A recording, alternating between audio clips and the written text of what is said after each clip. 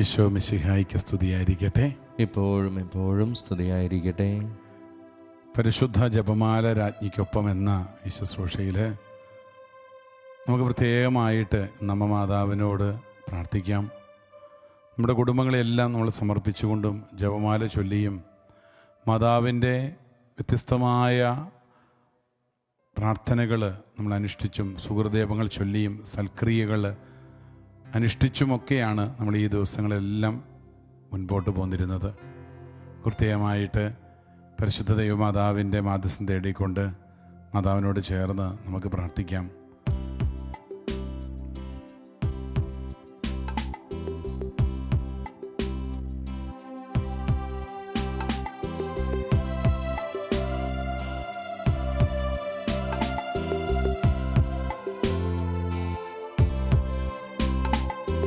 അമ്മേ അമ്മേ മാമരിയേ, എന്നീശോവാണൊരു ആലയമേ. അമ്മേ അമ്മേ നിൻ ഹൃദയേ, എന്നെ ചേർക്കണമേ. അമ്മേ അമ്മേ മാമരിയേ, എന്നീശോവാണൊരു ആലയമേ. അമ്മേ അമ്മേ നിൻ ഹൃദയേ, എന്നെ ചേർക്കണമേ.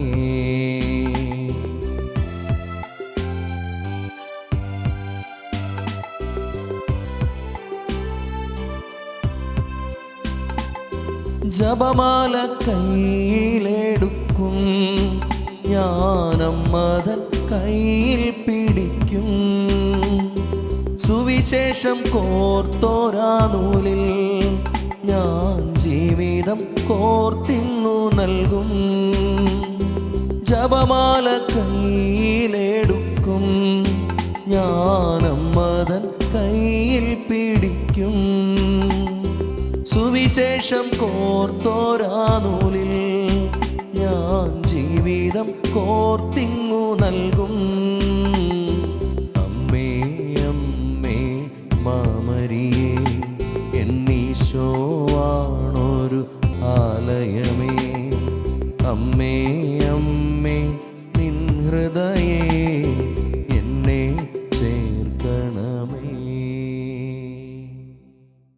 നന്മ നിറഞ്ഞ മറിയമേ സ്വസ്തി, കർത്താവ് അങ്ങയോടുകൂടെ സ്ത്രീകളിൽ അങ്ങ് അനുഗ്രഹിക്കപ്പെട്ടവളാകുന്നു. നെടുതുരത്തിൻ ഫലമായി ഈശോ അനുഗ്രഹിക്കപ്പെട്ടവനാകുന്നു. പരിശുദ്ധ മറിയമേ തമ്പുരാന്റെ അമ്മേ, പാപികളായ ഞങ്ങൾക്ക് വേണ്ടി ഇപ്പോഴും ഞങ്ങളുടെ മരണസമയത്തും തമ്പുരാനോട് അപേക്ഷിച്ചുകൊള്ളണമേ. ആമേ. ഈശോ മിശിഹായുടെ സകല വാഗ്ദാനങ്ങൾക്കും ഞങ്ങൾ യോഗ്യരാകുവാൻ സർവേശ്വരന്റെ പരിശുദ്ധ ദൈവമാതാവേ, ഞങ്ങൾക്ക് വേണ്ടി അപേക്ഷിക്കണമേ. ഈശോ മിശിഹായ്ക്ക് സ്തുതിയായിരിക്കട്ടെ. നമുക്ക് വചന ശുശ്രൂഷയ്ക്കായിട്ടൊരുങ്ങാം. ലൂക്കാ സുവിശേഷം 2-ാം അധ്യായത്തിൻ്റെ അവസാന ഭാഗത്ത് നമ്മൾ വായിക്കുന്ന ഒരു രംഗമുണ്ട്. ബാലനായ യേശു ദേവാലയത്തിൽ വെച്ച് കാണാതെ പോകുന്നതും പിന്നീട് മാതാപിതാക്കന്മാരായ യോസേപ്പിനും മറിയത്തിനും ഈശോയെ ലഭിക്കുന്നതും. 41 മുതലുള്ള വചനഭാഗങ്ങളിൽ നമ്മളിങ്ങനെ വായിക്കുന്നു. യേശുവിൻ്റെ മാതാപിതാക്കന്മാർ ആണ്ടുതോറും പെസഹ തിരുനാളിന് ജെറുസലേമിൽ പോയിരുന്നു.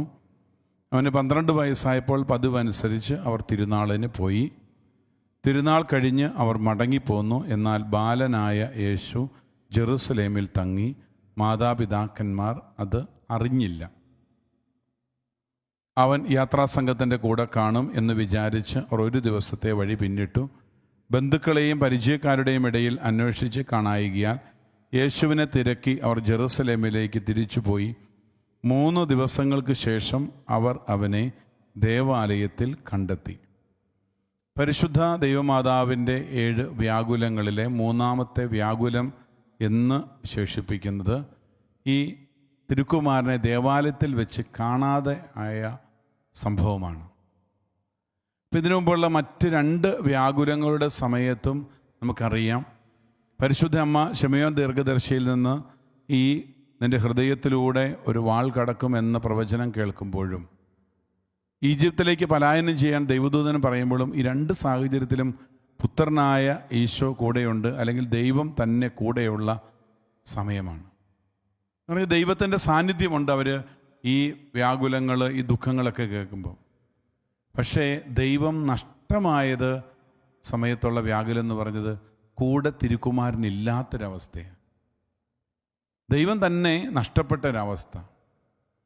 അതാണ് ഏറ്റവും വേദനാജനകമായിട്ട് തോന്നുന്നത്. ബാക്കിയുള്ള പിന്നീടുള്ള വ്യാകുലങ്ങളിലൊക്കെ കാണുമ്പോഴും പരിശുദ്ധ അമ്മയുടെ കൂടെ ഈ ക്രിസ്തുവിൻ്റെ സാന്നിധ്യമുണ്ട്, ഈശോയുടെ സാന്നിധ്യമുണ്ട് പ്രിയപ്പെട്ടവരെ. ഇപ്പോൾ ഈ മൂന്നാമത്തെ വ്യാകുലം എന്ന് പറഞ്ഞത് സമാനമായ ചില അനുഭവങ്ങൾ നമ്മുടെ ജീവിതത്തിലുണ്ട്. അതിലേക്ക് വരുന്നതിന് മുമ്പ് പരിശുദ്ധ അമ്മയെക്കുറിച്ച് പറയുന്നൊരു കാര്യമുണ്ട്. എന്ന് പറഞ്ഞാൽ രക്തസാക്ഷികളിൽ ആരെങ്കിലും സഹിച്ച മരണത്തെക്കാൾ കൂടുതലായി ഈശോയെ കാണാതെ പോയ സമയത്ത് മറിയം സഹിച്ചുവെന്നും, കാരണം ഇതിൻ്റെ കാരണം ഈശോയോടുള്ള മറിയത്തിൻ്റെ അഗാധമായ സ്നേഹം. നോർത്ത് നോക്കിയ ദൈവത്തെ പരിചരിക്കുവാൻ, ദൈവത്തെ കാസൂക്ഷിക്കാനായിട്ട് ഏൽപ്പിച്ചിരിക്കുന്ന ഒരു മനുഷ്യ സ്ത്രീക്കുണ്ടാകുന്ന വിഷമം എന്ന് പറഞ്ഞത് രക്തസാക്ഷികൾ സഹിച്ചതിനേക്കാൾ വേദന എന്നാണ് വിശുദ്ധ ഒറിജിൻ അവകാശപ്പെടുന്നത്. സഭാപിതാവായ ഒറിജിൻ പറയുന്നത് ഇത് രക്തസാക്ഷികൾ സഹിച്ചതിനേക്കാൾ വലിയ സഹനമാണ് അമ്മയ്ക്കുണ്ടായത്. കാരണം എന്താണ്? സൂക്ഷിക്കാൻ ഏൽപ്പിച്ച തന്നോട് ജന്മം നൽകിയ പുത്രനെ കാണാതെ പോയി. ബാക്കിയുള്ള സമയത്തെല്ലാം പുത്രൻ കൂടെയുണ്ട്. പുത്രൻ നഷ്ടപ്പെട്ടു എന്നുള്ളത് അപ്പോൾ ആ ഒരു ദിവസത്തെ വഴി പിന്നിട്ടു. പിന്നീട് 3 ദിവസങ്ങളെന്ന് പറയുന്നത് വലിയ വേദനാജനകമായ സമയം. അപ്പം പരിശുദ്ധ അമ്മ അത് കടന്നുപോയെന്ന് പറഞ്ഞൊരു ബാലനായ യേശുവിനെ, ഈശോയുടെ പരസ്യ ജീവിത സമയത്ത് അവൻ മരിച്ചടക്കപ്പെട്ട് നമ്മൾ പറഞ്ഞു, അതായത് ഈശോ മരണപ്പെട്ട ശേഷം അവനെ അടക്കം ചെയ്യുമ്പോൾ അമ്മയുടെ മടിയിൽ കിടത്തിയെന്നുണ്ടെങ്കിൽ നമുക്കറിയാം ഇത് പുത്രൻ മരിച്ചു. അവനെ അരിമത്ഥ്യക്കാരൻ ജോസഫിൻ്റെ പുതുതായി വെട്ടിയുണ്ടാക്കിയ ഒരു കല്ലറയിലാണ് അടക്കിയിരിക്കുന്നത്. അവൻ്റെ ശരീരം അവിടെ ഉണ്ട് എന്ന് നമുക്കറിയാം. ഇതെവിടെ പോയി? വചനം കാണുകയാണ്, ബന്ധുക്കളെയും പരിചയക്കാരുടെയും ഇടയിൽ അന്വേഷിച്ചു. ഇപ്പോൾ ജെറുസലേമിലേക്ക് തിരിച്ചുപോയി. ഇപ്പോൾ ജെറുസലേമിൽ ചെന്ന ശേഷവും വലിയ അന്വേഷണങ്ങൾ നടത്തുകയാണ്, ദേവാലയത്തിൽ അവനെ കണ്ടെത്തുന്നതുവരെ. ഇത് വലിയൊരു സന്ദേശം ഇതിൻ്റെ പിന്നിൽ ഒളിച്ചിരിപ്പുണ്ട്. തിരുക്കുടുംബമാണ്, പരിശുദ്ധ അമ്മയും ഔസേപിതാവും ഒക്കെ ആണെങ്കിലും അവർക്ക് ജീവിതത്തിൽ ക്രിസ്തുവിനെ നഷ്ടമായ ഒരനുഭവം, അത് വലിയൊരു വ്യാകുലമായിട്ട് തന്നെ സഭ അത് കാണുകയും പരിശുദ്ധ അമ്മയുടെ ജീവിതത്തിൽ അമ്മ ഒരുപാട് സ്ഥലത്ത് അതിനെക്കുറിച്ച് പറയുന്നുണ്ട്. അമ്മ ഓർക്കുന്നുണ്ട്, എൻ്റെ ഉദാസീനതയാണോ ഇത്? ശരിക്കും ഒരു മനുഷ്യ സ്ത്രീക്ക്, ഒരു അമ്മയ്ക്ക് തോന്നാവുന്ന എല്ലാ തോന്നലുകളും, കാരണം ഒരു അമ്മയുടെ ഒരുപക്ഷെ ഇങ്ങനെയുള്ള യാത്രകൾ ജെറുസലേമിൽ പതിവ് പോലെ ആണ്ടുതോറും പോകുന്നവർ, എല്ലാ വർഷവും പോകുന്നവർ, അവിടുത്തെ തിരക്കും സാഹചര്യങ്ങളൊക്കെ അറിയാവുന്നവർ. പക്ഷേ ഈ പുത്രനെ നഷ്ടപ്പെട്ട് കഴിയുമ്പോൾ അമ്മയുടെ മനസ്സിലൂടെ ഒരുപാട് ചോദ്യങ്ങൾ കടന്നു പോയിട്ടുണ്ട്. കാരണം മറ്റു വ്യാകുലതകളെക്കുറിച്ചെല്ലാം പറയുന്നത് ദൈവജനൻ്റെ ഒരു വലിയ വിഷമം പറയണ, ഒരുപക്ഷെ എൻ്റെ കടമ പോലും അദ്ദേഹത്തിന് ഞാൻ ശുശ്രൂഷ ചെയ്തില്ലായിരിക്കാം. ഈശോ എന്തുകൊണ്ടായിരിക്കാം നഷ്ടപ്പെട്ടത്? ദൈവം ആഗ്രഹിച്ചതുപോലെയുള്ളൊരു കാര്യം ഒരു അമ്മ എന്ന രീതിയിൽ ഞാൻ ചെയ്തിട്ടില്ലായിരിക്കാം. പരിശുദ്ധ ദൈവമാതാവിന് ഒരുപാട് സങ്കടങ്ങൾ തോന്നുക പ്രിയപ്പെട്ടവർ. അത് സ്വാഭാവികമെന്ന് നമ്മൾ പറയുന്ന ഒരു അമ്മയ്ക്കുണ്ടാകുന്നതാണ്. അതായത് ദൈവത്തെ യഥാർത്ഥമായി സ്നേഹിക്കുന്നതിന് തന്നെ ഒരു ആത്മാവിന് തന്നെ ഉപദ്രവിച്ചതിനെ പറ്റിയുള്ള ഭയത്തേക്കാൾ ദുഃഖകരമായ മറ്റൊന്നുമില്ല. കാരണം അമ്മ അതുപോലെ പുത്രനെ സ്നേഹിക്കുകയും പുത്രൻ്റെ കൂടെ ആയിരുന്നവളാണ്. പക്ഷേ ദൈവത്തിന് എന്തെങ്കിലും വേദന ഞാൻ ഉണ്ടാക്കിയോ? കാരണം അമ്മയ്ക്കറിയാം, അമ്മയുടെ പുത്രനായിരിക്കെ തന്നെ ഇത് ദൈവമാണെന്ന് അമ്മയ്ക്കറിയാം. അപ്പം എന്തെങ്കിലും വേദനകൾ ഞാൻ ഉണ്ടാക്കിയോ? എൻ്റെ ഭാഗത്തുനിന്ന് എന്തെങ്കിലും പോരായ്മകൾ സംഭവിച്ചോ? എവിടെയെങ്കിലുമൊക്കെ ഞാൻ ദൈവഹിതമല്ലാത്ത രീതിയിൽ പ്രവർത്തിച്ചോ? ദൈവഹിതം മാത്രം ചെയ്തുകൊള്ളാം എന്ന് പറയുമ്പോഴും ദൈവഹിതത്തിന് വിരുദ്ധമായി എന്തെങ്കിലും ചെയ്തതിൻ്റെ പേരിലാണോ പുത്രൻ നഷ്ടപ്പെട്ടത്?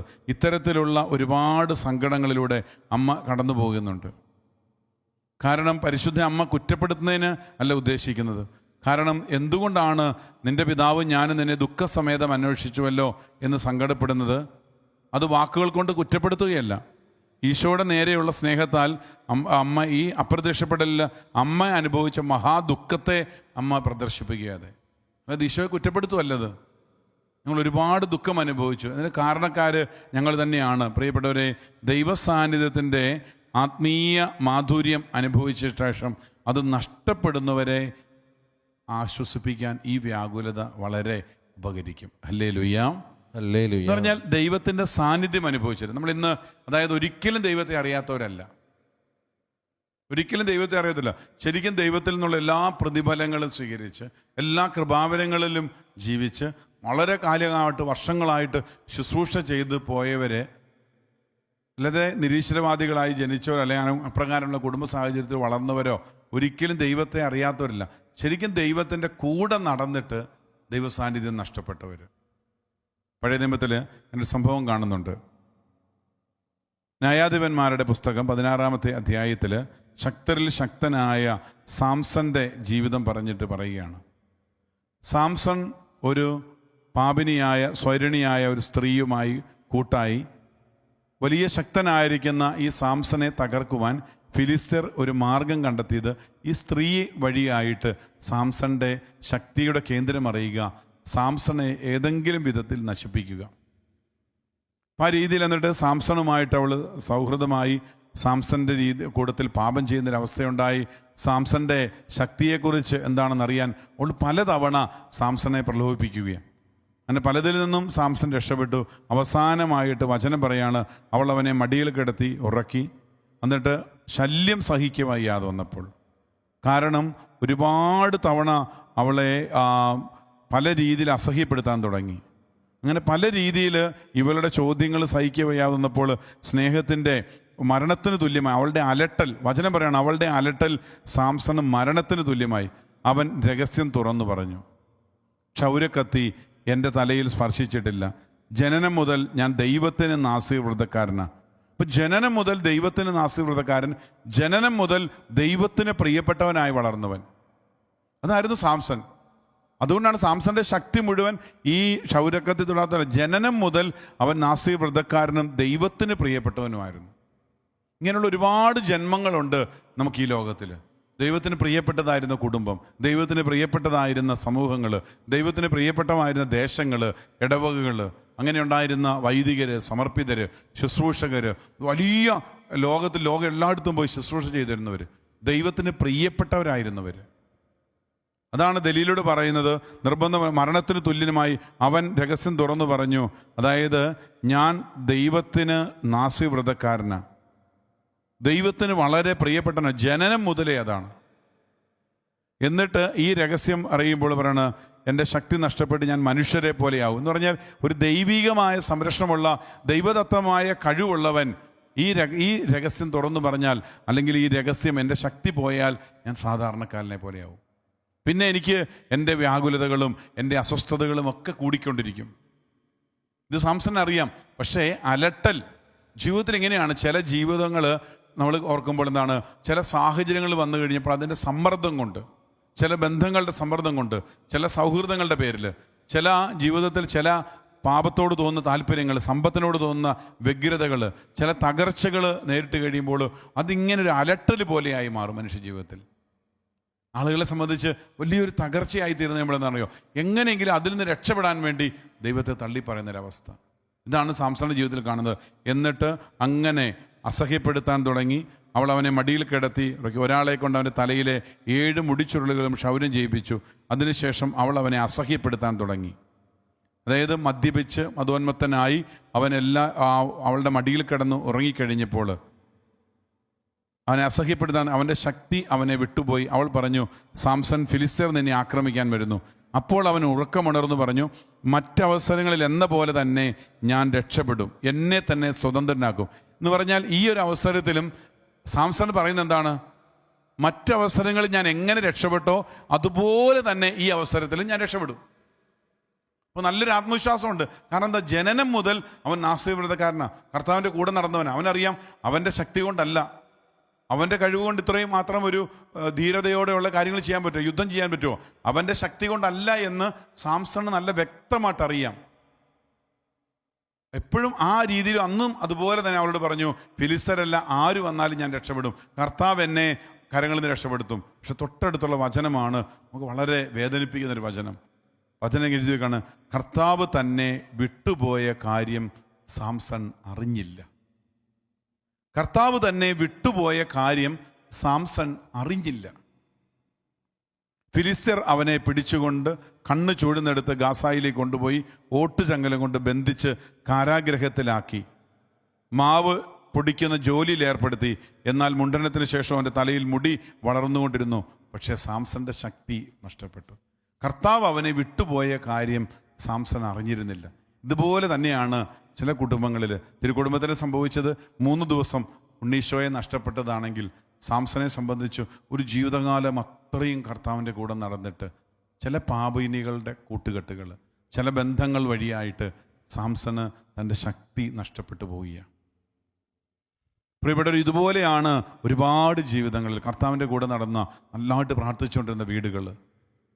പ്രത്യേകിച്ച് ഈ കോവിഡിന് ശേഷമുള്ള കാലഘട്ടങ്ങളും പരിശോധിക്കുകയാണെങ്കിൽ ആത്മീയ ജീവിതത്തിൽ ദേവാലയങ്ങളിൽ നിന്നുള്ള ആ ബന്ധം വിട്ടുപോയവർ, കുമ്പസാരം എല്ലാം റെഗുലറായിട്ട് ചെയ്തുകൊണ്ടിരുന്നവർ നിന്നുപോയവർ, വായനകൾ, പ്രാർത്ഥനകൾ, അനുഷ്ഠാനങ്ങളെല്ലാം നിർത്തിക്കളഞ്ഞവർ.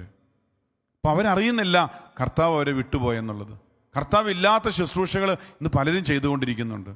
ദൈവസാന്നിധ്യം നഷ്ടപ്പെട്ടു പോയ ഒരുപാട് കുടുംബങ്ങളുണ്ട്. അവരറിഞ്ഞില്ല എന്നുള്ളതാണ്. ചിലപ്പം ചില തകർച്ചകൾ അപ്രതീക്ഷിതം വരുമ്പോൾ പണ്ടവർക്ക് മുന്നറിയിപ്പുകൾ കിട്ടുമായിരുന്നു. വചനം പറഞ്ഞില്ല, ദൈവം ഒരു കാര്യം ഒരു ദേശത്ത് ചെയ്യുന്നതിന് മുമ്പ് തൻ്റെ പ്രവാചകന്മാരോട് പറഞ്ഞിട്ടേ അവിടെ ഒരു ദുരന്തം അയക്കുമായിരുന്നുള്ളൂ.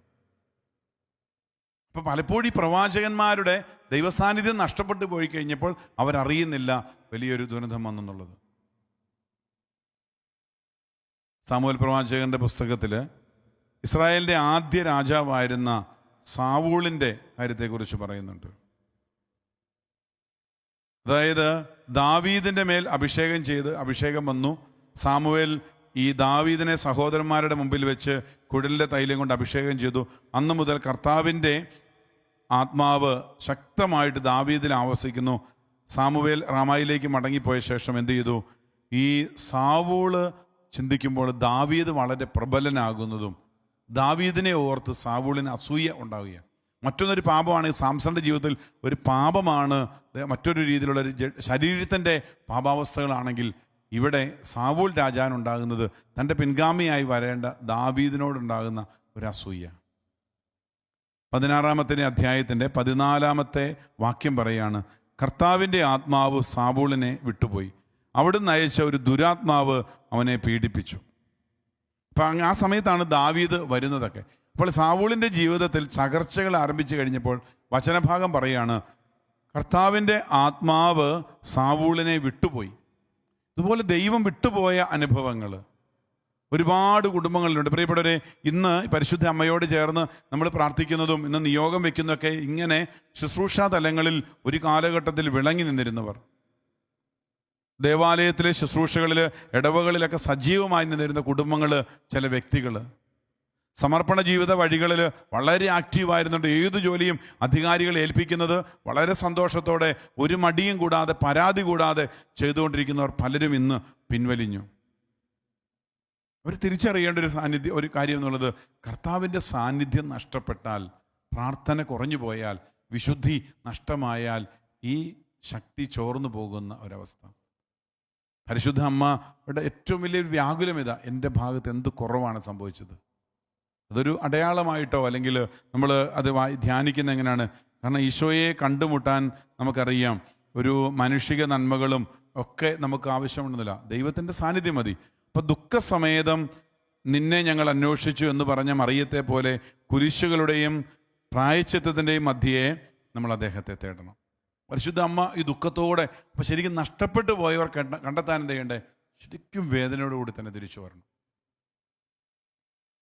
പഴയ സ്നേഹം, ആദ്യ സ്നേഹം നഷ്ടപ്പെട്ടു എന്ന് വെളിപാടിൽ പറഞ്ഞ പോലെ മുമ്പുണ്ടായിരുന്ന സ്നേഹം നഷ്ടപ്പെട്ടു. അതുകൊണ്ട് നീ ഏത് അവസ്ഥയിൽ നശിച്ചോ അതിനേക്കാൾ ഇരട്ടി തീക്ഷ്ണതയോടെ നീ വരണം. ഈ ദുഃഖം, നിന്റെ പിതാവും ഞാനും ഏറെ ദുഃഖം അനുഭവിച്ചല്ലോ എന്ന് പരിശുദ്ധമ്മ പറയുന്നുണ്ടെങ്കിൽ ഇതുപോലെ തന്നെ ദുഃഖത്തോടെ, തപശ്ചര്യകളോടെ, പ്രായശ്ചിത്തത്തോടെ, പ്രാർത്ഥനയോടെ, പരിത്യാഗ അരൂപിയോടെ തിരിച്ചു വരണം. എങ്കിലേ നമുക്ക് ആ പഴയ ജീവിതത്തിൻ്റെ അനുഭവത്തിലേക്ക് മടന്നു വരാൻ പറ്റുള്ളൂ. അപ്പോൾ സാവൂളിൻ്റെ ജീവിതത്തിൽ പലപ്പോഴും സംഭവിക്കുന്ന ഒരു കാര്യമാണ്, സാവൂളിന് ഈ ദുരാത്മാവ് സാവൂളിലേക്ക് വന്ന് സാവൂൾ എന്ത് ചെയ്തു? ദൈവത്തിൻ്റെ സാന്നിധ്യം നഷ്ടപ്പെട്ടു പോയി. ഒരു വലിയ തകർച്ചയിലേക്ക് സാവൂൾ രാജാവ് അവൻ ശരിക്കും ഭയപ്പെടുകയാണ്. 18-ാമത്തെ അധ്യായത്തിൽ വീണ്ടും കാണുന്നുണ്ട്, പിറ്റേ ദിവസം ദൈവം അയച്ചൊരു ദുരാത്മാവ് സാവൂളിൽ പ്രവേശിച്ചു. അവൻ കൊട്ടാരത്തിനുള്ളിൽ ഭ്രാന്തനെ പോലെ പുലമ്പിക്കൊണ്ടിരുന്നു. കർത്താവ് തന്നെ വിട്ട് ദാവീദിന് കൂടെയാണെന്ന് അറിഞ്ഞപ്പോൾ അവൻ ദാവീദിനെ ഭയപ്പെടുന്നു. അപ്പോൾ സാവൂൾ അവനെ തൻ്റെ അടുക്കൽ നിന്ന് അകറ്റി ഒരു സഹസ്രാധിപനാക്കി അവൻ അവരെ നയിച്ചു. അപ്പോൾ എന്ന് പറഞ്ഞാൽ കർത്താവ് കൂടെ ഉണ്ടായിരുന്നാൽ എല്ലാ ഉദ്യമങ്ങളിലും ദാവീദ് വിജയം വരിച്ചു. അപ്പം ദാവീദിൻ്റെ വിജയം കണ്ട് സാവൂൾ കൂടുതൽ ഭയപ്പെട്ടു. കാരണം എന്നാൽ ഇസ്രായേലിലും യൂദയായിലും ഉള്ളവർ ദാവീദിനെ സ്നേഹിച്ചു. അവൻ അവരുടെ ഒരു സമർത്ഥനായ ഒരു നേതാവായി മാറി. അപ്പോൾ ഇതെന്ത് ചെയ്തു?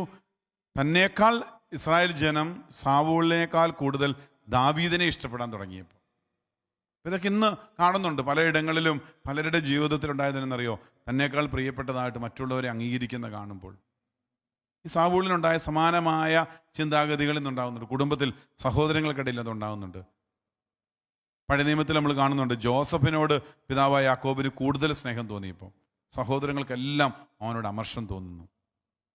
ഇത് അവരുടെ കൂട്ടത്തിൽ അതുവരെ ഉണ്ടായിരുന്ന ദൈവ സാന്നിധ്യം ഇല്ലാതാവുകയാണ്. ഇത് പ്രിയപ്പെട്ടവരെ വളരെ ഗൗരവത്തോടെ നമ്മൾ വേണം നമ്മുടെ ഉള്ളിൽ ഇപ്രകാരം ഉണ്ടാകുന്ന ചിന്തകൾ, അല്ലെങ്കിൽ ചില പാപവുമായിട്ട് കൂട്ടുചേർന്ന് അനുദപിക്കാതിരിക്കുന്നതോളം, ഈ പാപം ഏറ്റുപറയാതെ പ്രാർത്ഥിക്കാതെ ഇരിക്കുന്ന അത്രയും കാലം ഈ പാപം നമ്മളെ ആക്രമിക്കുക മാത്രമല്ല, ദൈവത്തിൻ്റെ സാന്നിധ്യം നമുക്ക് നഷ്ടപ്പെട്ടു പോകും. സ്വരമുയർത്തി പറയാം, ഹല്ലേലൂയ, ഹല്ലേലൂയ, ഹല്ലേലൂയ, ഹല്ലേലൂയ, ഹല്ലേലൂയ, ഹല്ലേലൂയ. പക്ഷെ വേദനയോടെ നമ്മൾ പ്രാർത്ഥിക്കേണ്ട ഒരു മേഖലയാണിത്. ദൈവസാന്നിധ്യം നഷ്ടപ്പെട്ടു പോയാലുണ്ടാകുന്നൊരവസ്ഥ. അത് സൗൽ രാജാവിനും, അല്ലെങ്കിൽ ദാവീദ് പറയുന്നില്ല 51 സങ്കീർത്തനത്തിൽ, കർത്താവേ അങ്ങയുടെ ആത്മാവിനെ എന്നിൽ നിന്ന് എടുത്തു കളയരുതേ. കാരണം ഇത് ദാവീദ് അനുഭവിച്ചിട്ടുണ്ടത്. കർത്താവിനോട് കൂടെ നടന്നവർ, അവർക്ക് ശരിക്കും ഇത് മനസ്സിലാവുകയുള്ളൂ. ദൈവത്തിൻ്റെ കൂടെ നടന്നിരുന്ന പ്രാർത്ഥിച്ചുകൊണ്ടിരുന്ന ആളുകൾ ഇന്ന് പ്രാർത്ഥിക്കാൻ പറ്റാതെ വരുമ്പോൾ അവരാരോട് ചിലപ്പോൾ പറയും, ആളുകളോടൊക്കെ സംസാരിക്കും, പറയും എനിക്ക് കുഴപ്പമൊന്നുമില്ല, ഞാൻ അങ്ങനെ സമാധാനത്തോടെ പോകുന്നുണ്ടെന്ന് പറഞ്ഞാലും ഉള്ളിൽ വലിയൊരു ഭാരവും വിഷമവും ഉണ്ട് അവർക്ക്. ശരിക്കും അവർ ഭാരപ്പെടുന്നുണ്ട്. എനിക്കറിയാം, വ്യക്തിപരമായിട്ട് ഒരുപാട് ജീവിതങ്ങളെ അറിയാം. ഒരു കാലഘട്ടത്തിൽ വലിയ ശുശ്രൂഷ ചെയ്തുകൊണ്ടിരുന്നവർ, തിരഞ്ഞെടുക്കപ്പെട്ടിരുന്നവർ, അവരൊക്കെ ദൈവം കൂടെ ഉണ്ടായിരുന്നവർ ഇന്ന് പോയി കഴിഞ്ഞപ്പോൾ പലതരത്തിലുള്ള അസ്വസ്ഥതകൾ. നമുക്ക് ഇന്നേ ദിവസം പ്രത്യേകം നമ്മൾ പ്രാർത്ഥിക്കുന്നത് അങ്ങനെയുള്ള ആളുകളേക്കാണ്. ദൈവരാജ്യ ശുശ്രൂഷയിലായിരുന്നവർ, വചനം പ്രസംഗിച്ചുകൊണ്ടിരുന്നവർ, ധ്യാന കേന്ദ്രങ്ങളിലും ദേവാലയങ്ങളിലും വിവിധങ്ങളായ ശുശ്രൂഷകൾ ചെയ്തുകൊണ്ടിരുന്നവർ, അനാഥ മന്ദിരങ്ങളിലും വ്യത്യസ്തമായ രീതിയിൽ സഭാത്മകമായ പ്രവർത്തനങ്ങളിലേക്ക് ഉണ്ടായിരുന്നവർ, ഏതെങ്കിലുമൊക്കെ സാഹചര്യങ്ങൾ ചിലപ്പോൾ തെറ്റിദ്ധരിക്കപ്പെട്ടതായിരിക്കാം. ചിലപ്പോൾ അവരെ ഏതെങ്കിലും സാഹചര്യത്തിൽ അവരെ മാറ്റി നിർത്തിയപ്പോൾ ഉണ്ടാകാതിരിക്കാം. പക്ഷേ അതിൻ്റെ അനന്തര ഫലം എന്നുള്ളത് ദൈവസാന്നിധ്യം നഷ്ടപ്പെട്ടു പോയി ഇന്ന് തകർച്ചയിലേക്ക് പോയിക്കൊണ്ടിരിക്കുകയാണ്. നമുക്ക് കർത്താവിൻ്റെ കരുണ അപ്രകാരമുള്ള വ്യക്തികളുടെ മേൽ ഇന്ന് ഒഴുകിയിറങ്ങാൻ, കർത്താവിൻ്റെ അനന്തമായ കരുണയാൽ നിറയാൻ, തിരുക്കുമാരനെ ദേവാലയത്തിൽ കണ്ടെത്തിയതുപോലെ കർത്താവിൻ്റെ സാന്നിധ്യം തിരികെ കൊണ്ടുവരാൻ അപ്രകാരം ഈശോ നഷ്ടപ്പെട്ടു പോയ എല്ലാ മക്കളെയും, അതൊരിക്കലും ദൈവവിശ്വാസം ഇല്ലാതെ ജീവിച്ചവരല്ല, ദൈവത്തോട് കൂടെ നടന്നവർ. സാംസൺ പറഞ്ഞ പോലെ ജനനം മുതൽ ഞാൻ കർത്താവിന് ദൈവത്തിന് നാസീർ വ്രതക്കാരനാണ്. ജനനം മുതൽ നടന്നിട്ട് ഇന്ന് നഷ്ടപ്പെട്ടു പോയവരെ നമുക്ക് ഓർക്കാം. പ്രത്യേകമായിട്ട് അവർക്ക് വേണ്ടി പ്രാർത്ഥിച്ചുകൊണ്ട് നമുക്ക് തുടർന്നുള്ള നിമിഷങ്ങളിൽ ആരാധനയിലേക്ക്, ദിവ്യകാരുണ്യ സന്നിധിയിലേക്ക് അവരെ സമർപ്പിച്ചുകൊണ്ട് നമുക്ക് ദിവ്യകാരുണ്യ ആരാധനയ്ക്കായിട്ട് ഒരുങ്ങാം. സൽക്രിയയായിട്ട് ദൈവസ്നേഹം നഷ്ടപ്പെട്ട, ദൈവരാജ്യ ശുശ്രൂഷയിൽ ആയിരുന്നിട്ട് ഇന്ന് തകർച്ചയിലേക്ക് പോയ എല്ലാ മക്കളെയും നമുക്ക് തമ്പുരാൻ്റെ കരങ്ങളിൽ സമർപ്പിക്കാം. സന്തോഷത്തിൻ്റെ 5ാമത്തെ രഹസ്യം, ഒരു സ്വർഗസ്ഥനായ പിതാവും 10 നന്മ നിറഞ്ഞ മറിയവും ത്രിത്വസ്തുതിയും ചൊല്ലി സന്തോഷത്തിൻ്റെ 5ാമത്തെ രഹസ്യം, ഈശോയെ ദേവാലയത്തിൽ വെച്ച് നഷ്ടപ്പെടുന്ന മാതാപിതാക്കൾ, അത് കണ്ടുകിട്ടുന്ന ആ ഒരു സന്തോഷം, നഷ്ടപ്പെട്ടപ്പോഴുള്ള വേദനയും കണ്ടുകിട്ടുമ്പോഴുള്ള ആനന്ദവും നമ്മുടെ ജീവിതത്തിലേക്ക് നഷ്ടപ്പെട്ടു പോയവർ ദൈവത്തെ തിരികെ കൊണ്ടുവരാൻ ഇടയാക്കണമെന്ന് പ്രാർത്ഥിച്ചുകൊണ്ട് സൽക്രിയയായി ഈ രഹസ്യം ചൊല്ലി കാഴ്ചവെക്കാം. സുഹൃതജപമായി, എൻ്റെ അമ്മേ, എൻ്റെ ആശ്രയമേ, എന്നെ ഈശോടേതാക്കി തീർക്കണമേ. എൻ്റെ അമ്മേ, എൻ്റെ ആശ്രയമേ, എന്നെ ഈശോടേതാക്കി തീർക്കണമേ. എൻ്റെ അമ്മേ, ആശ്രയമേ, എന്നെ ഈശോയുടേതാക്കണേ. എൻ്റെ അമ്മേ, ആശ്രയമേ, എന്നെ ഈശോയുടേതാക്കണമേ.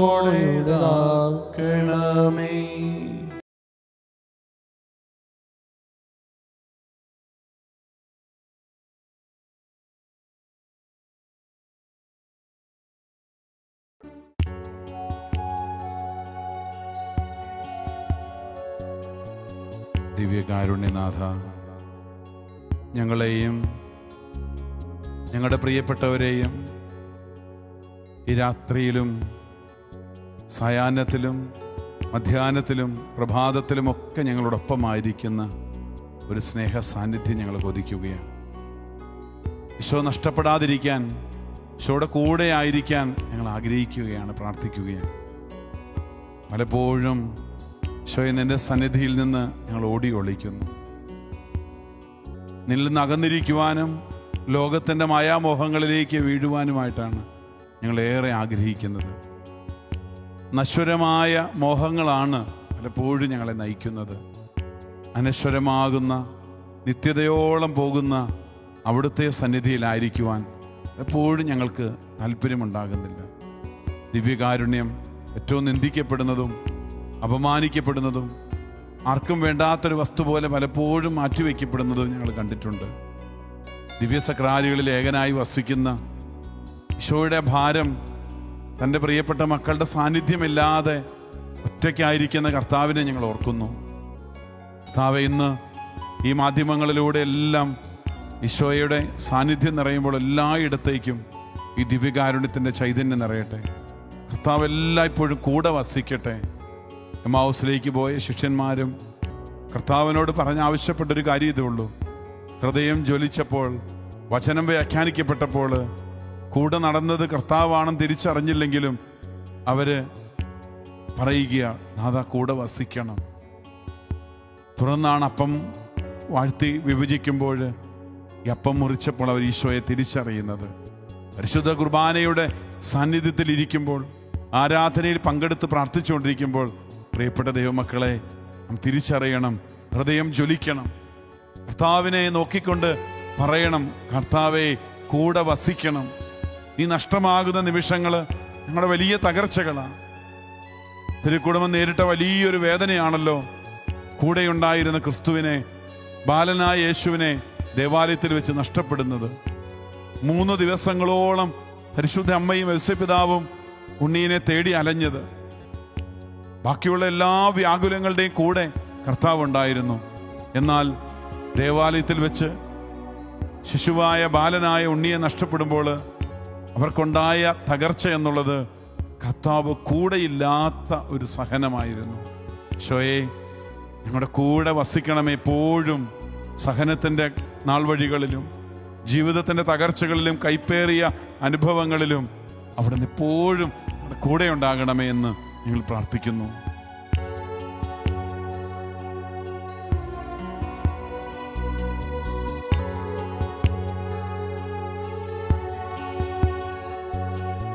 കുരിശിന്റെ മാറിൽ വെയിലേറ്റെനിക്കായി തണലേകും നാഥനെ പിരിയുകില്ല. കുരിശിന്റെ മാറിൽ വെയിലേറ്റെനിക്കായി തണലേകും നാഥനെ പിരിയുകില്ല. ഇല്ല, ഞാനെങ്ങുമേ പോവുകില്ല. കുരിശിനരികിൽ നിന്നകലുകില്ല. ഇല്ല, ഞാനെങ്ങുമേ പോവുകില്ല. കുരിശിനരികിൽ നിന്നകലുകില്ല. കുരിശിന്റെ മാറിൽ വെയിലേറ്റെനിക്കായി തണലേകും നാഥനെ പിരിയുകില്ല. കുരിശിന്റെ മാറിൽ വെയിലേറ്റെനിക്കായി തണലേകും നാഥനെ പിരിയുകില്ല.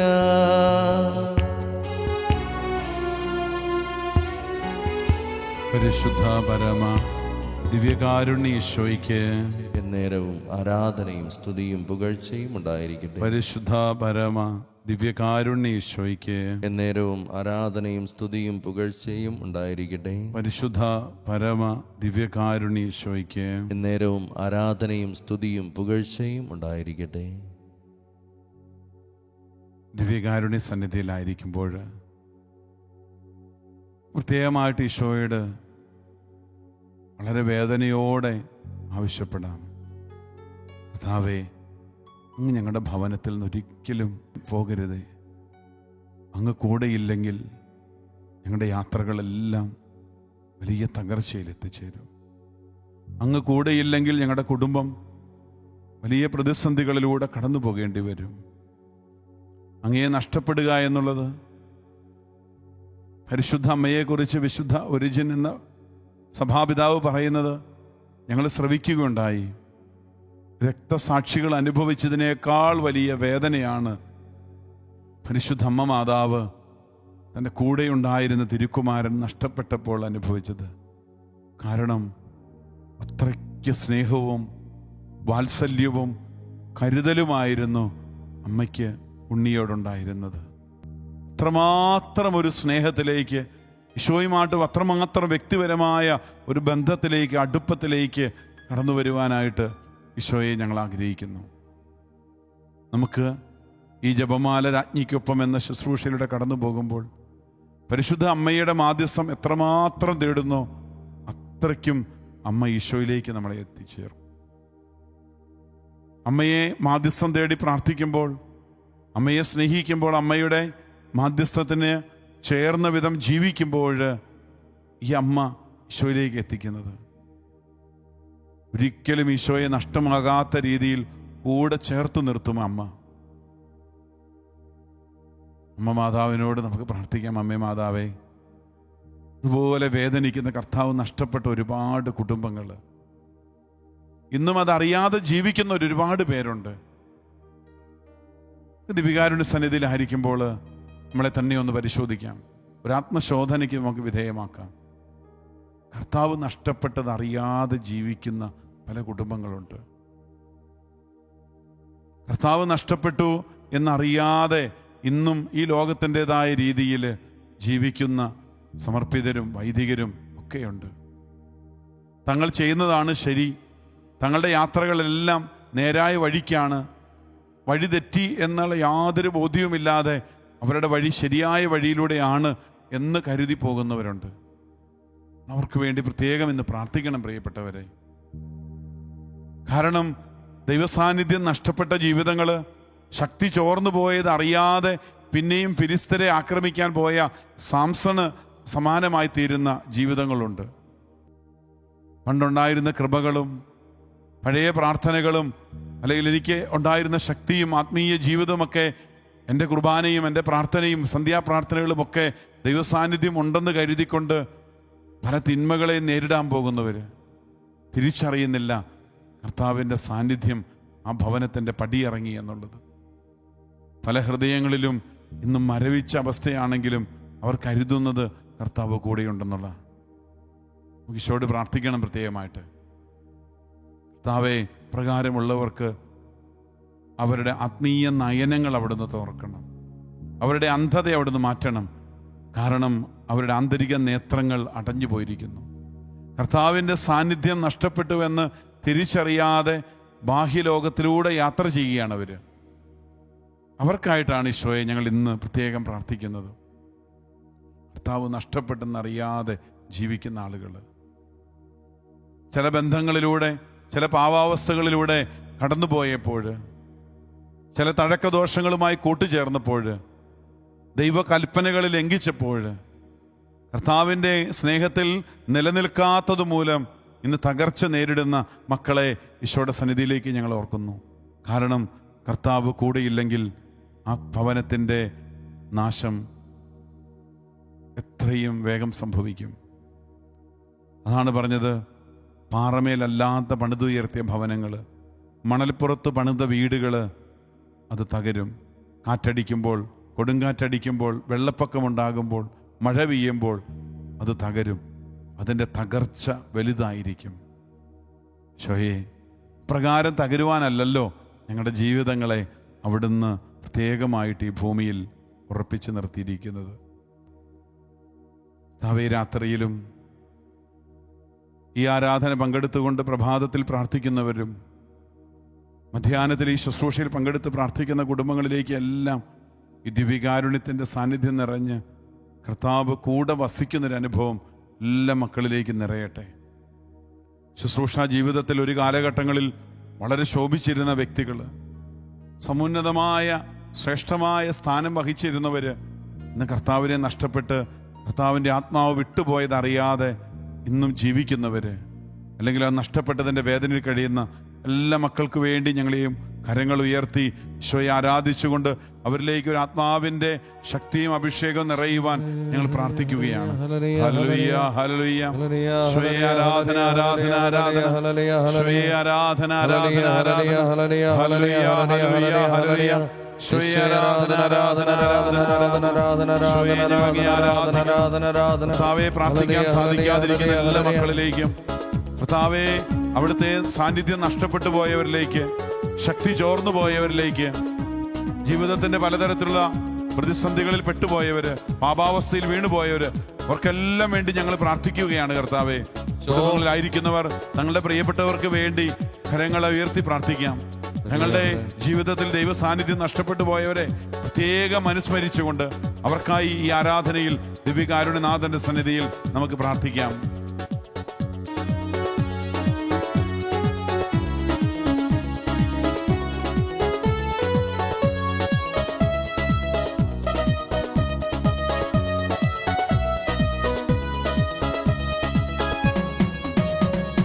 ദൈവത്തിൻ്റെ ആത്മാവിറങ്ങി വന്നു, മനുഷ്യർക്കുമേൽ ആവസിച്ചു. ദൈവത്തിൻ്റെ ആത്മാവിറങ്ങി വന്നു, മനുഷ്യർക്കുമേൽ ആവസിച്ചു. നിറയണമേ, നിറയണമേ, പരിശുദ്ധാത്മാവേ നിറയണമേ, നിറയണമേ, നിറയണമേ, പരിശുദ്ധാത്മാവേ നിറയണമേ, നിറയണമേ, നിറയണമേ, പരിശുദ്ധാത്മാവേ നിറയണമേ, നിറയണമേ, നിറയണമേ, പരിശുദ്ധാത്മാവേ നിറയണമേ. കരങ്ങളടിച്ച് ദൈവത്തെ ആരാധിക്കാം. കുടുംബങ്ങളിൽ ഒരു ദൈവ സാന്നിധ്യം നിറയട്ടെ.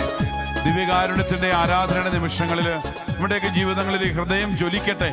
ആ എമ്മാവുസിലേക്ക് പോയ ശിഷ്യന്മാരുടെ ഹൃദയം ജ്വലിച്ചതുപോലെ ഈ ആരാധനയുടെ സമയത്ത്, ഈ ഗാന ശുശ്രൂഷയുടെ സമയത്ത് കർത്താവിനെ ആരാധിച്ച് പ്രാർത്ഥിക്കുമ്പോൾ ലോകമെമ്പാടും ഈ ശുശ്രൂഷയിൽ പങ്കെടുക്കുന്ന എല്ലാ മക്കളോടും ചേർന്ന് ആത്മാവിൽ നിറയാൻ, ദൈവശക്തിയാൽ നിറയാൻ ആഗ്രഹിച്ചുകൊണ്ട് നമുക്ക് പാടി പ്രാർത്ഥിക്കാം. കരങ്ങളടിച്ച് ഈശോയെ ആരാധിക്കാം. ബന്ധിതരെ അവിടുന്നു മോചിപ്പിച്ചു, അന്ധരുടെ കണ്ണുകൾ തുറന്നുവല്ലോ. ബന്ധിതരെ അവിടുന്നു മോചിപ്പിച്ചു, അന്ധരുടെ കണ്ണുകൾ തുറന്നുവല്ലോ.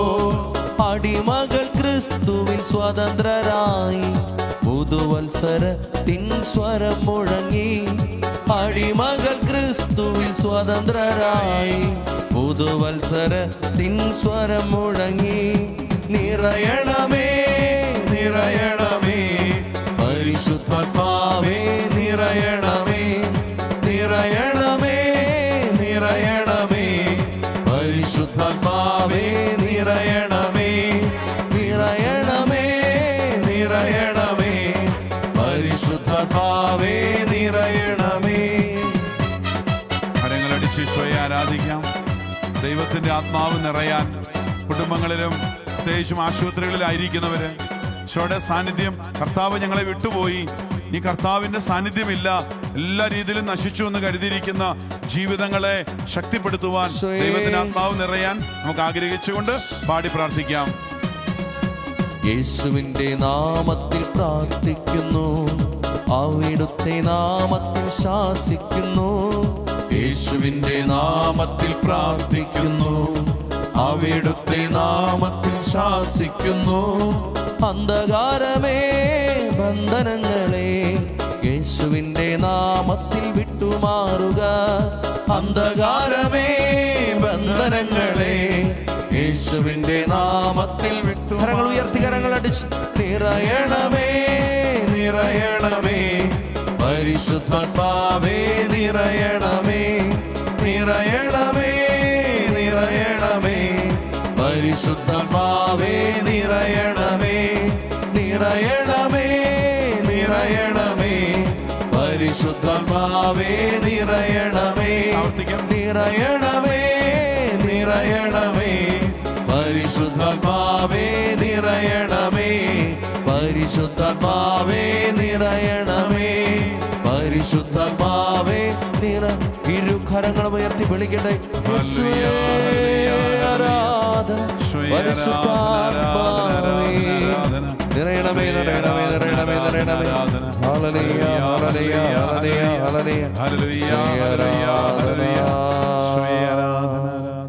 നിറയണമേ, നിറയണമേ, പരിശുദ്ധാത്മാവേ നിറയണമേ, നിറയണമേ, നിറയണമേ, പരിശുദ്ധാത്മാവേ നിറയണമേ. കരങ്ങൾ നെഞ്ചോട് ചേർത്ത് വെച്ച് വലിയ ആഗ്രഹത്തോടെ പ്രത്യാശയോടെ പ്രാർത്ഥിക്കാൻ. കർത്താവേ, ഇവിടുത്തെ ആത്മാവിനെ എന്നിൽ നിന്ന് എടുത്തു കളയരുതേ. ദാവീദ് രാജാവിൻ്റെ കർത്താവേ കനിയണമേ, ദൈവമേ പാപിയായ എന്നോട് കരുണ കാണിക്കണമേ എന്നുള്ള ആ കരുണയുടെ വലിയ പ്രാർത്ഥനയിൽ പാപം ചെയ്ത ശേഷം കർത്താവിൻ്റെ സാന്നിധ്യം എന്നെ വിട്ടുപോയി എന്നറിയുന്ന ദാവീദിൻ്റെ പ്രാർത്ഥനയാണ്. കർത്താവേ, പരിശുദ്ധാത്മാവിനെ എന്നിൽ നിന്ന് എടുത്തു കളയരുതേ. ഈ ദൈവവചനം കേൾക്കുമ്പോൾ അനുതാപവും കർത്താവിലേക്ക് മടങ്ങി വരാനുള്ള വലിയൊരു ആഗ്രഹവും കർത്താവ് നമുക്ക് നൽകട്ടെ.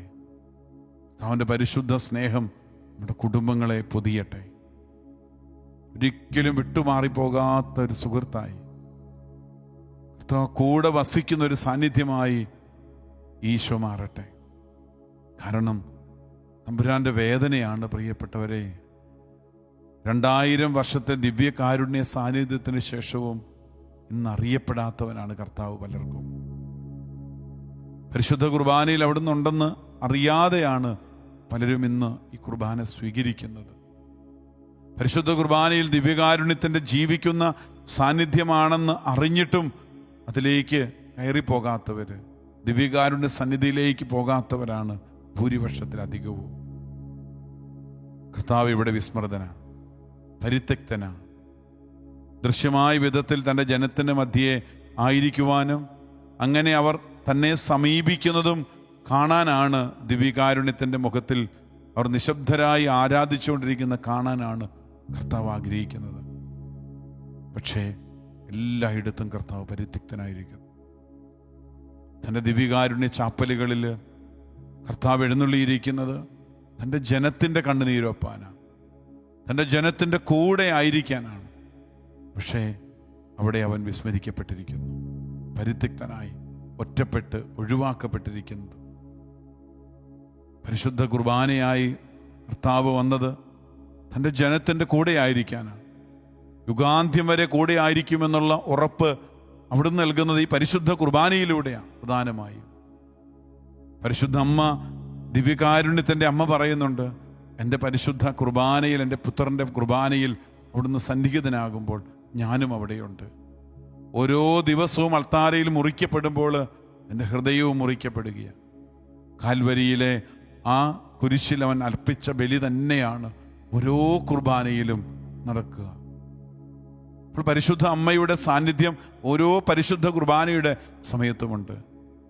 തിരിച്ചറിയാതെ നമ്മൾ കടന്നുപോയ, നഷ്ടപ്പെട്ടു പോയ പരിശുദ്ധ കുർബാനകൾ, ആരാധനകൾക്കൊക്കെ നമുക്ക് മാപ്പ് ചോദിക്കാം. കർത്താവിനെ പൂർണ്ണ മനസ്സോടെ, പൂർണ്ണ ഹൃദയത്തോടെ, പൂർണ്ണ ആത്മാവോടെ, പൂർണ്ണ ശക്തിയോടെ ആരാധിക്കുവാനുള്ള കൃപയ്ക്കായിട്ട് നമുക്ക് പ്രത്യേകം പ്രാർത്ഥിക്കാം.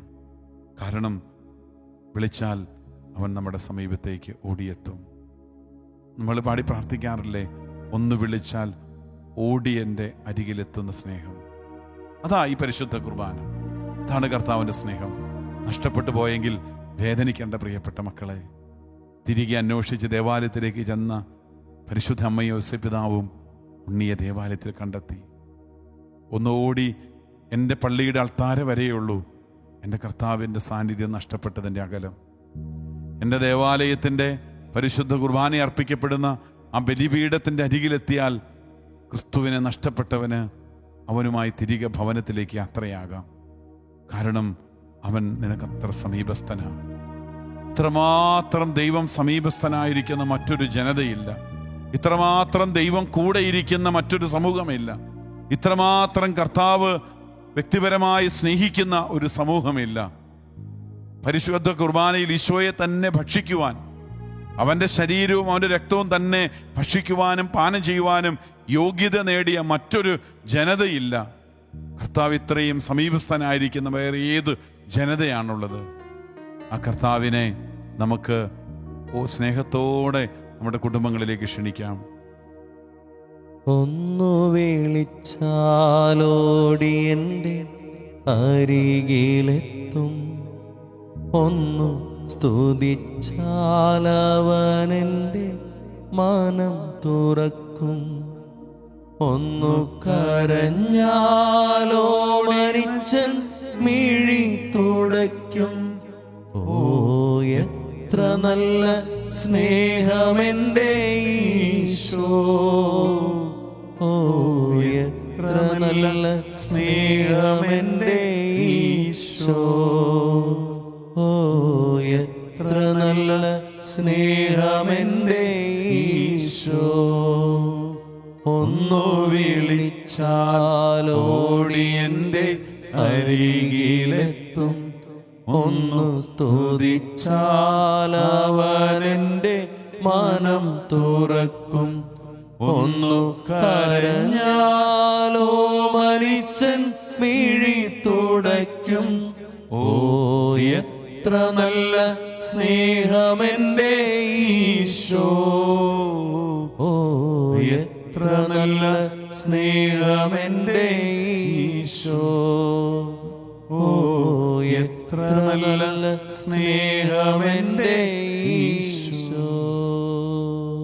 ഈ ദിവ്യകാരുണ്യ ആശീർവാദം സ്വീകരിക്കുമ്പോൾ നഷ്ടപ്പെട്ടു പോയ ആ സ്നേഹത്തിലേക്ക് മടങ്ങി വരാൻ, കർത്താവിൻ്റെ ആത്മാവ് എന്നെ വിട്ടു പിരിഞ്ഞിട്ടുണ്ടെങ്കിൽ, എൻ്റെ കുടുംബത്തിൽ ദൈവ സാന്നിധ്യം നഷ്ടപ്പെട്ടു പോയിട്ടുണ്ടെങ്കിൽ, അതിൻ്റെ അകലം നമ്മുടെ ദേവാലയത്തിൻ്റെ ബലിപീഠവുമായിട്ടുള്ള അകലം മാത്രമേ ഉള്ളൂ തിരിച്ചറിയുക.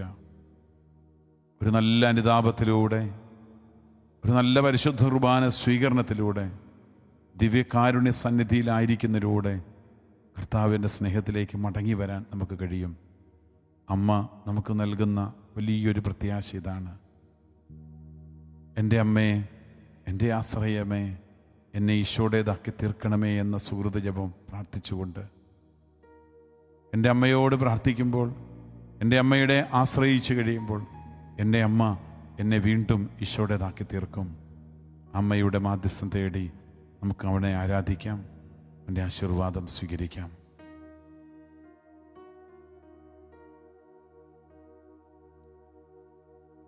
പരിശുദ്ധ ശരീരത്താലും വിലയേറിയ രക്തത്താലും പാപത്തിൻ കറകളിൽ നിന്നും മർത്യനോ നീ മോചനമേകി. സകലേശാദിവ്യ കടാക്ഷം തൂഗണമേ വത്സല സുതരിൽ, നിർമ്മലരായി ജീവിച്ചിടുവാ ചിന്തണമേ ദിവ്യവരങ്ങൾ. ഹല്ലേലൂയ ഹല്ലേലൂയ ഹല്ലേലൂയ ഹല്ലേലൂയ. യേശുവേ ആരാധന ആരാധന. ഹല്ലേലൂയ ഹല്ലേലൂയ ഹല്ലേലൂയ ഹല്ലേലൂയ. യേശുവേ ആരാധന. കൂടെ വസിക്കുന്ന ദൈവം സ്നേഹത്തിൻ രൂപത്തിലാ മാംസമായി മാറുന്ന രക്തമായി തീരുന്ന ത്യാഗത്തിൻ രൂപമീതാ. കൈകൾ കൂപ്പാം, ഹൃദയങ്ങൾ ചേർക്കാം, ഈശോയെ ആരാധിക്കാം. നിത്യവിശുദ്ധമേ സ്നേഹത്തിൻ ഭാവമേ, എന്നെന്നും ആരാധിക്കാം. പരിശുദ്ധ പരമാ ദിവ്യകാരുണ്യത്തിന് എന്നേരവും ആരാധനയും സ്തുതിയും പുകഴ്ചയും ഉണ്ടായിരിക്കട്ടെ. പരിശുദ്ധ പരമ ദിവ്യകാരുണ്യത്തിന് എന്നേരവും ആരാധനയും സ്തുതിയും പുകഴ്ചയും ഉണ്ടായിരിക്കട്ടെ. പരിശുദ്ധ പരമ ദിവ്യകാരുണ്യത്തിന് എന്നേരവും ആരാധനയും സ്തുതിയും പുകഴ്ചയും ഉണ്ടായിരിക്കട്ടെ. ഇന്നത്തെ സൽക്രിയ ദൈവസ്നേഹത്തിൽ നിന്ന് അകന്നുപോയ എല്ലാ മക്കളെയും സമർപ്പിച്ച് സന്തോഷത്തിന്റെ 5-ാം രഹസ്യം ധ്യാനിച്ച് പ്രാർത്ഥിക്കാം. സുകൃത ജപം. എന്റെ അമ്മേ, എന്റെ ആശ്രയമേ, എന്നെ ഈശോയുടേതാക്കി തീർക്കണമേ.